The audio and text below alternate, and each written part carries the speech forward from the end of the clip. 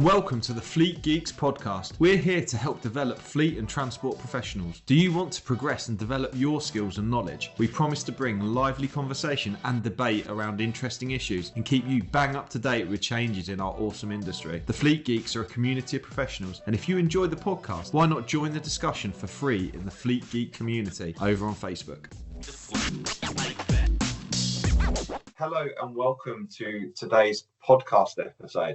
I am joined by Mr. Mark Deeks, who's all the way up in the northeast at the moment, but we've just been talking about last minute stand-ins for music gigs and bits and pieces in concert in Birmingham and Manchester or something that's coming up later in the week. We'll hear all about it shortly.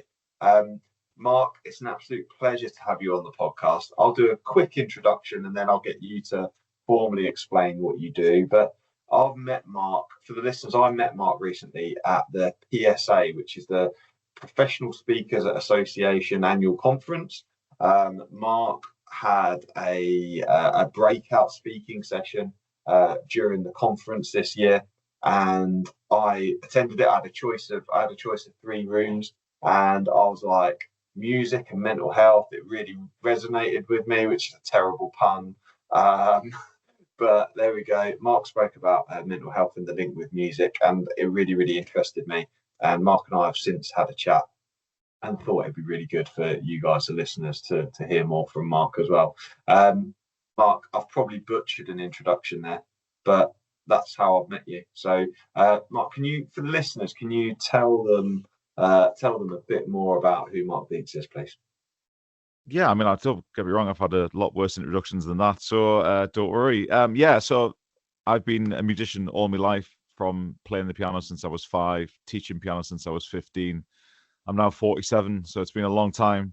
I've had a pretty varied musical career. I run community choirs for the last 25 years plus. I did 9 years as a college lecturer running a music department, but I've also been into rock and metal music all my life since I was a teenager. Like many people do, get into rock music and alternative music when they're kids, and it's a phase that still hasn't ended. So I think I'm stuck with it. My parents are definitely stuck with it. I'm in 2 signed metal bands as I sit here in my mid 40s. One I've been in for 10 years, and then my solo project has been going for about the last 3 or 4 years. So yeah, both signed to some reasonable sized labels, and so I get to I've got that creative outlet away from my work as a piano teacher and a musical director. But in the last couple of years, speaking has become a bigger part of my life, particularly as you said so kindly in the introduction, the connection between music and mental health and music and well-being. I think music's the most underutilized well-being tool we've got, and it's got me through some pretty difficult times in my life. So that's what I speak about professionally, because I think if we tap into music's power a little bit more, we can fix a lot of what's going wrong. Awesome, Mark, and what a great way of explaining what you do. Because I was blown away by your talk in the Cotswolds where the conference was, and I really just thought that as a guest for the podcast, particularly for the transport sector who largely listen to the podcast, I think it's really worthwhile, because you've got predominantly men. I'm not being sexist here, but predominantly men. Lots and lots of men will be listening, and many of them will be out on the road on their own for long periods of time.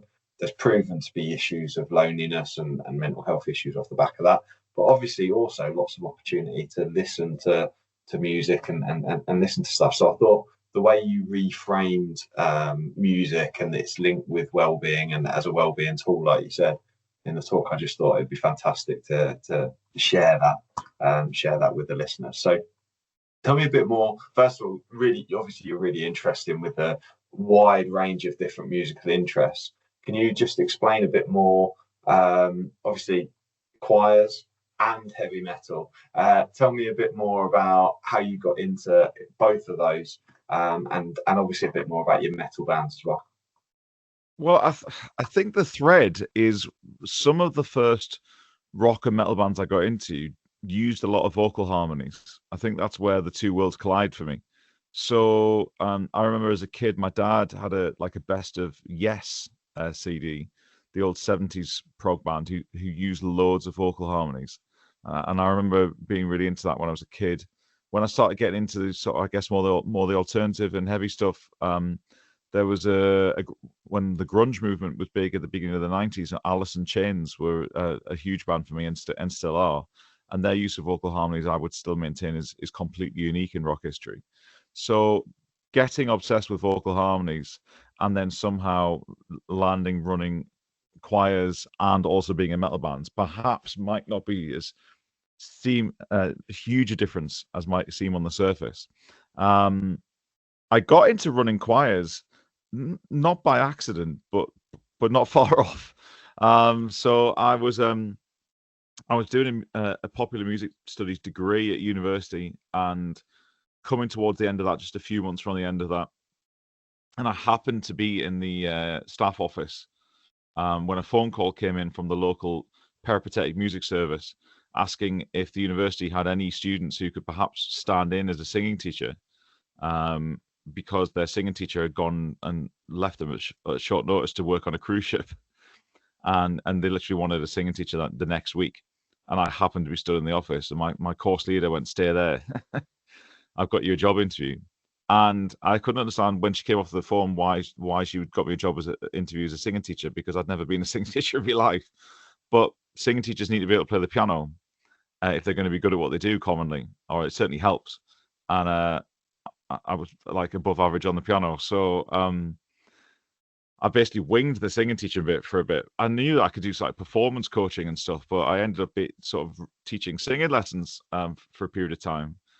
And whilst I was like really honest, because that's how I was raised, that I don't have any training in terms of the mechanics of the voice and the technique side of it, I absolutely can teach people how to perform and use their voice and harmonize and so on. So it was a bit of a wing and a prayer at the beginning, but within a year or two, I was running a small community singing group, which is sort of like 20 or 30 people in, and within a year or two after that, I was like working as an assistant musical director with a choir with 300 singers in, and then it was like, can you stand in and take the odd rehearsal and write the odd arrangement for them? And then within a few years after that, it was taking those choirs. So it was a steady journey. I mean, metal is obviously, like you say, it seems to be on the other end of the musical spectrum, in some ways it is, but metal was just like many kids, your mates are passing around tapes at school or CDs at school, depending on how old you are, and have you heard this band? Have you heard this band? And it was all like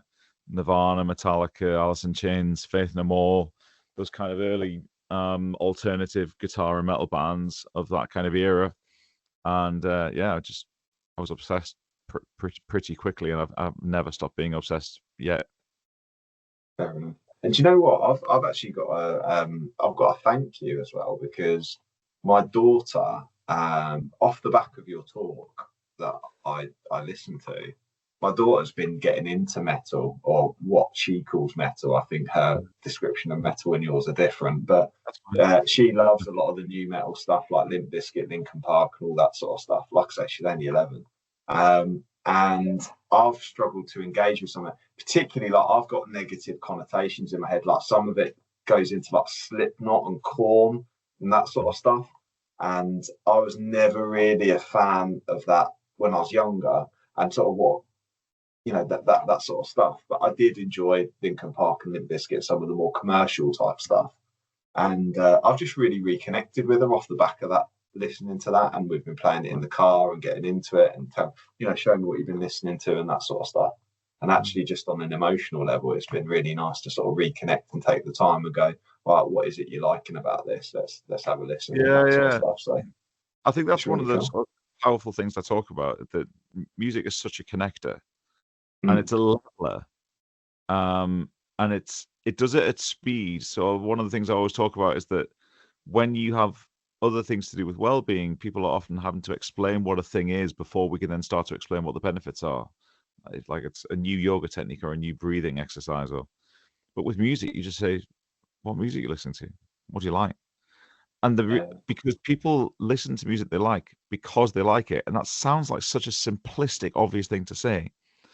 But that means that they're engaging with something that makes them smile, or, calms them down, or reduces their stress or whatever.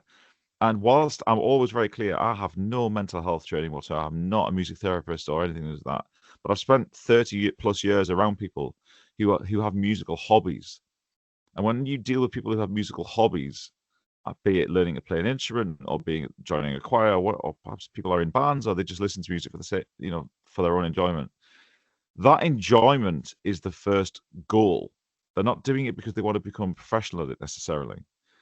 And because if enjoyment is the first goal, that surely is well-being. When we talk about wanting to improve someone's well-being, we're talking to wanting to improve mood or general sort of stress levels or anxiety or whatever it is. I don't need a scientific background to tell you that watching thousands of people over the years singing choirs, that's done their mental health good.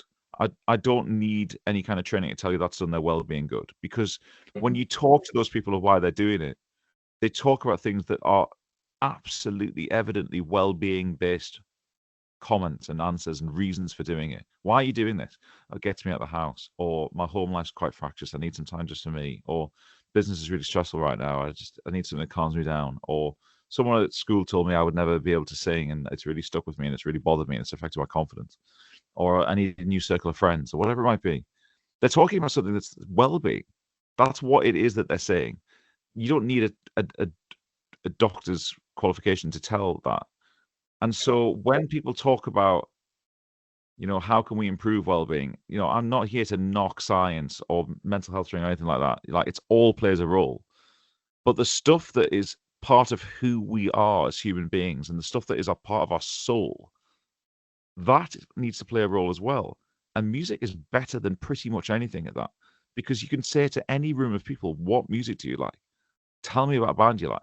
And within seconds, they'll be smiling. Yeah. And so there's a few questions I want to ask around when you made that connection. Was there something specific that happened that sort of made that connection for you?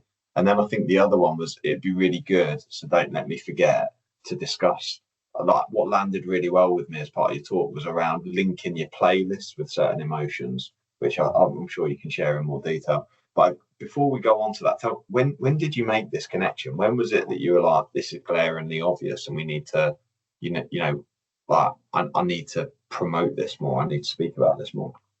So honestly, it started with a business idea. So I was writing a book, maybe like 5 or 6, 7 years ago. I actually can't remember at this point. Everything just blurs into one after a while when we get older, doesn't it? So I was writing a book about how to get people starting to play piano, and it was called Not Another Piano Book, and the subtitle was How Everything That Stopped You Playing Like a Piano Legend So Far Shouldn't.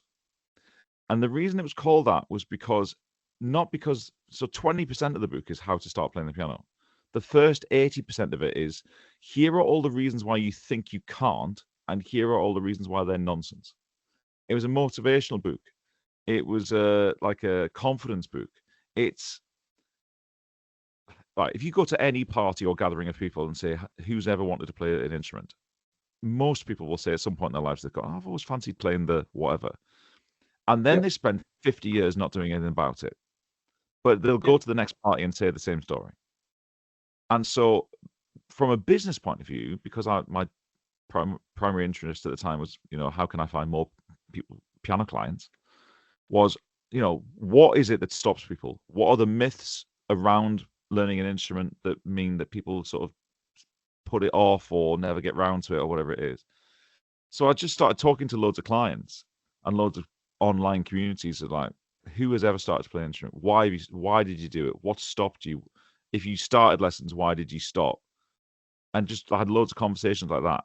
And the things I started to notice were that the connections often were like confidence things, or just feeling low on, oh, I'm never going to be able to do this because it's just too hard, or I don't have time. And I would say, well, you don't need a lot of time. No, I used to tell people 10 minutes a day. And when you start like hammering that kind of sort of angle, you realize that you're talking about this in the same kind of way as you say, what other things do you good for 10 minutes a day? When people like get outside in nature and walk for 15 minutes, or, it's good to go and have a run for 20 minutes or whatever. The kind of things the kind of language that's always around exercise and nutrition and diet and mindset and breathing exercises, morning routine, all this kind of stuff. You could totally make music fit into that kind of box. And so that's really where it started. It was a kind of selfish thing at first. How can I get more piano clients? But the more conversations I started to have, I'm like, this is a well-being thing. We're just not calling it a well-being thing. And then, further down the road, I started really having my own mental health difficulties, and started to really think about my own relationship with music and how it helped myself, and how I tell other people to use music in these difficult times. And I wasn't really doing it myself. So yeah, that's really sort of the path that it went down. Sure. Awesome. And so without giving away too much of the content of the talk that we did or that you looked at, can you like to explain to the listeners a bit more what you were saying about how to link your music to your well-being and your choices and those kinds of things? Yeah. So the test I always ask people to do is go to the app that you listen to music on, be it on your phone or your computer, whatever it is. And if it's Spotify, Apple Music, YouTube, whatever it is, doesn't matter. And if you're the kind of person who saves playlists and creates playlists for music that you want to listen to, have a look at how you've named them. And a lot of the times, although not always, but quite a lot of people will name them either with a genre in the title, a decade in the title, an occasion in the title, like this is Stephen's weddings playlist, or by an activity. This is my running playlist. This is my study playlist. And particularly the activity ones just show that this is the music you're going to have in the background whilst you do the thing you're actually doing. The music's not really the music that you're listening to. It's not the thing that you're paying the most attention to. Hello, it's Shani from Flagship Partners. We are really proud to sponsor the Fleet Geeks podcast. If you need expert advice or training for your fleet business, make Flagship Partners your first choice. We are really excited to announce the launch of our Transport Manager Academy. With expert development for fleet leaders, we offer fully accredited initial Transport Manager CPC training, CPC refresher, and operator license awareness training, as well as mentoring, support, and professional development beyond the qualification. Our vision is to develop elite fleet professionals. It's the thing that's distracting you potentially from the thing that you're actually doing, or it's providing the accompanying role to the thing you're actually doing. This is the music I'm going to talk over. So I say to people, why do you not have music playlists that are named in a more intentional way? These are the songs that make me smile. These are the songs that calm me down. These are the songs that remind me of someone I love. These are the songs that have a happy memory attached to them. Whatever. When you feel mood X and want to feel mood Y, these are the songs I know do that. And when you ask people to do that, they can do it in minutes, seconds sometimes. Songs that make me smile. Most people can think of a song that makes them smile, for whatever reason it might be. There you go. And instantly they smile when you say that to them, like you just did. It's amazing how many times that happens. Say to someone, think of a song that makes you smile, and they start smiling. Is that not well-being? Yeah. I don't need a doctor to tell you that. So a 5-minute job of sitting down and coming up with a few songs that make you smile, knowing that they're saved in a playlist, knowing that the next time you wake up feeling irritated and hacked off with the world, you can make yourself smile in a few minutes, or at least potentially take the edge off. I'm not here to say this is going to solve all problems, but if it takes the edge off, that's a really useful tool to have in your pocket. Yeah, I totally agree. And the thing that I've learned, Mark, is that obviously we deliver mental health training and those kinds of things and mental health awareness sessions and what have you. Now, one of the things that is sort of common, one of the common myths is like that we shouldn't feel sad sometimes, or that we shouldn't feel certain things. We should try and, shit rainbows all the time, right? We should just be happy all the time.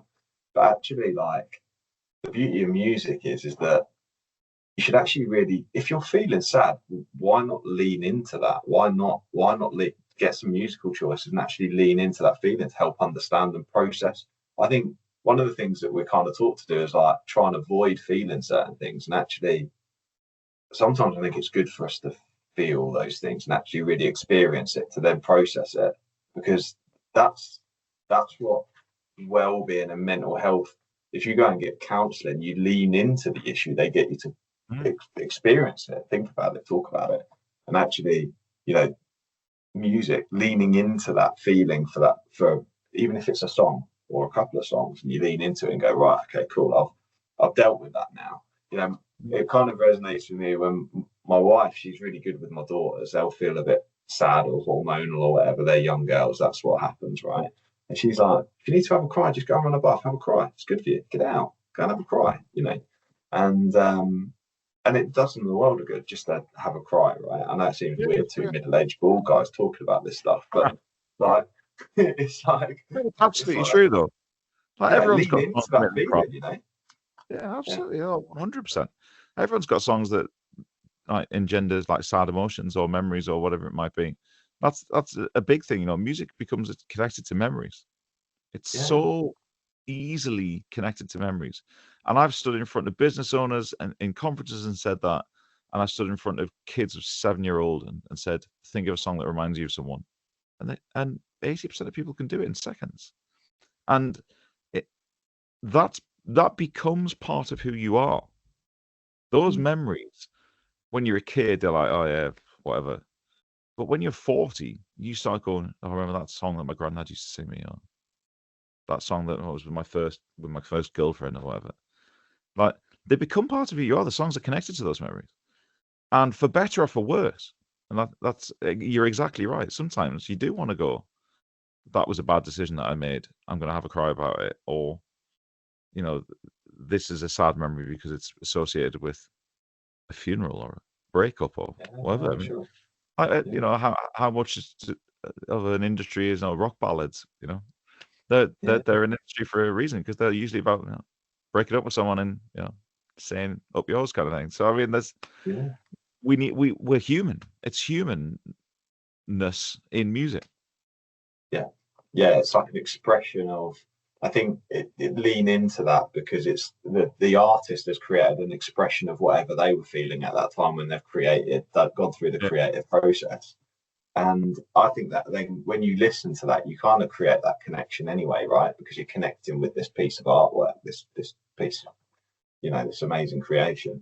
And I just think I think it's fab. I think it's great advice. That I think of people out in the car or what have you, and you just think, nah, scrap this. Don't be creating a driving playlist or an 80s playlist or 90s or 2000, whatever that playlist is. Go, cool. Right, I'm on my way to a party or I'm going somewhere exciting. Let's listen to the music that's going to make me feel excited or, happy or smile or whatever it may be. Like connect with the emotion that you watch. Driving from a stressful experience.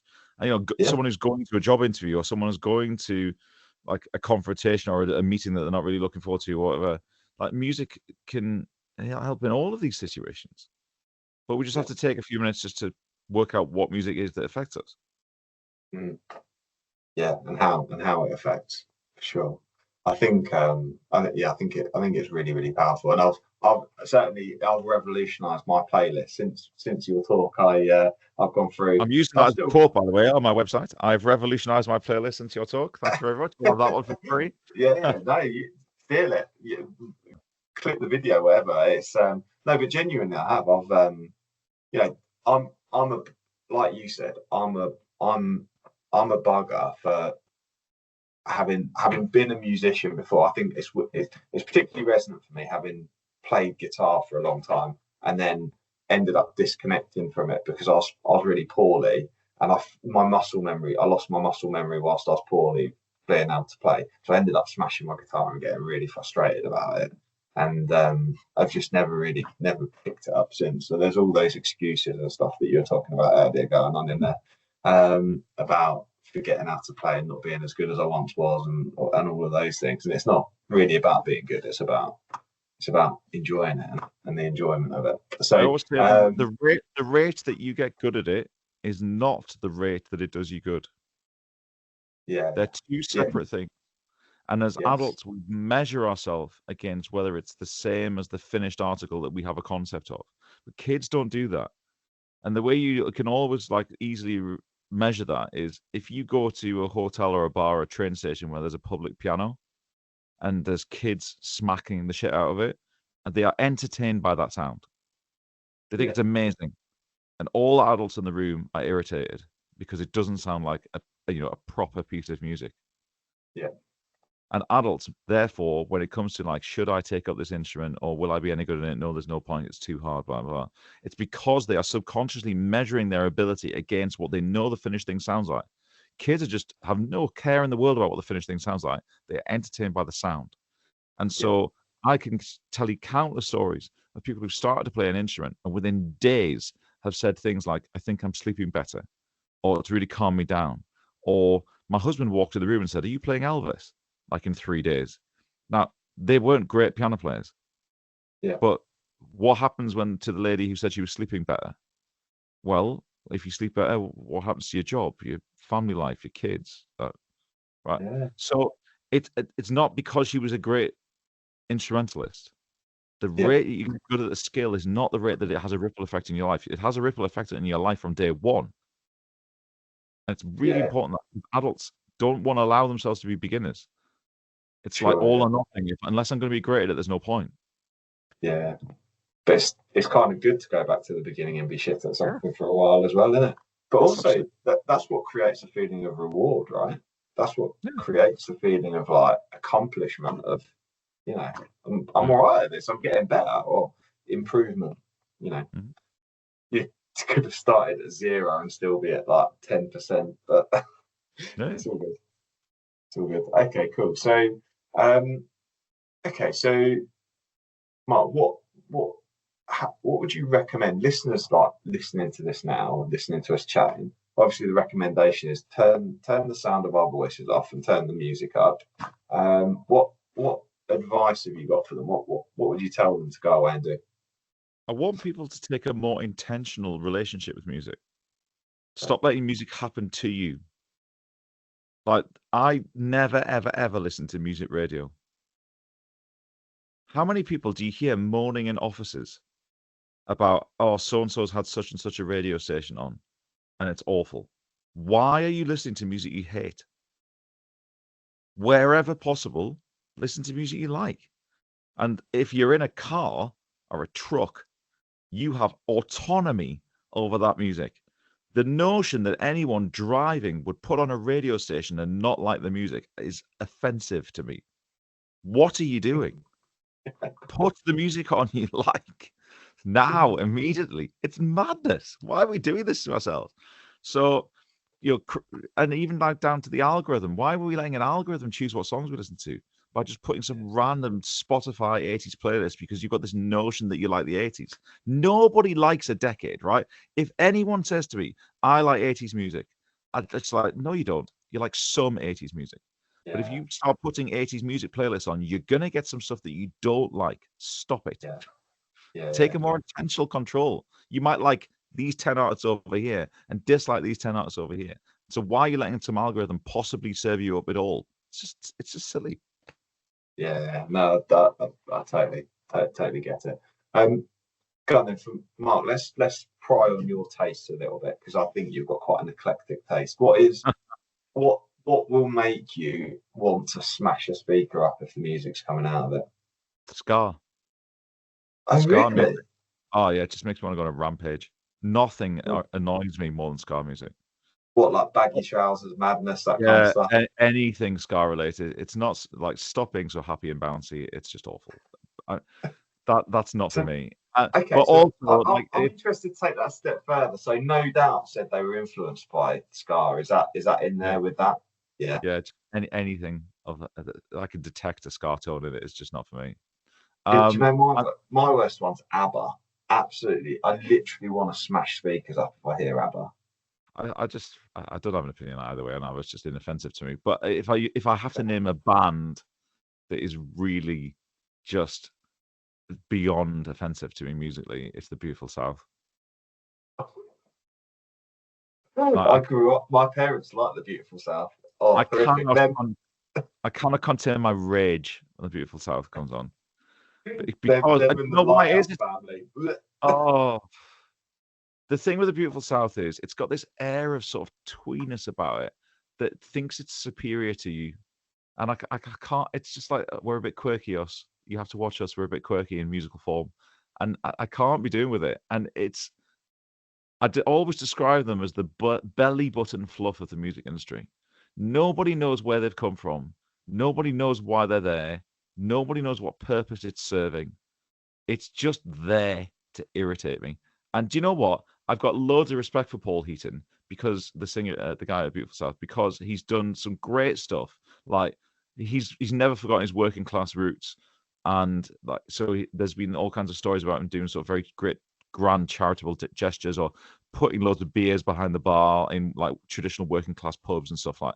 So like, I have nothing against the bloke. I mean, let's face it, musical taste is just banter anyway. Like my opinion of the Beautiful South means nothing. Yeah. But push comes to shove, I can't stand their music. Okay. And your go-to, what's your favorite music to go to? I mean, it's always rock and metal related. I have so many metal bands that mean so much to me. But I mean, I get most excited by bands like Iron Maiden and Alice in Chains, and some of the classic death metal bands and black metal bands. But yeah, in terms of mainstream bands, or the more mainstream end that people will have heard of, then Maiden, Megadeth, Saxon, Judas Priest.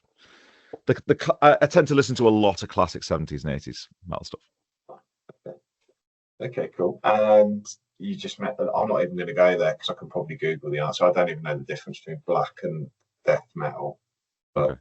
They're two very different. Right, okay, that's fine. I'll have to Google that. I won't waste your time with it, Mark. Mark, I think the final thing for me to say is to point people towards your awesome metal music. So if you can send me a link, I'll add the link to the show notes so that people can go and listen to your stuff. What's the band called? Because you got a big concert this weekend. So the main band I'm in is called Winter Filleth, which is a black metal band which has been going for about 18 years. We've just released album 8 in September. We are signed to Candlelight Records, which is Spine Farm and part of the Universal family. And so our latest album is called The Imperious Horizon. Just found out that's number 42 in Metal Hammer's top albums of 2024, so that's cool.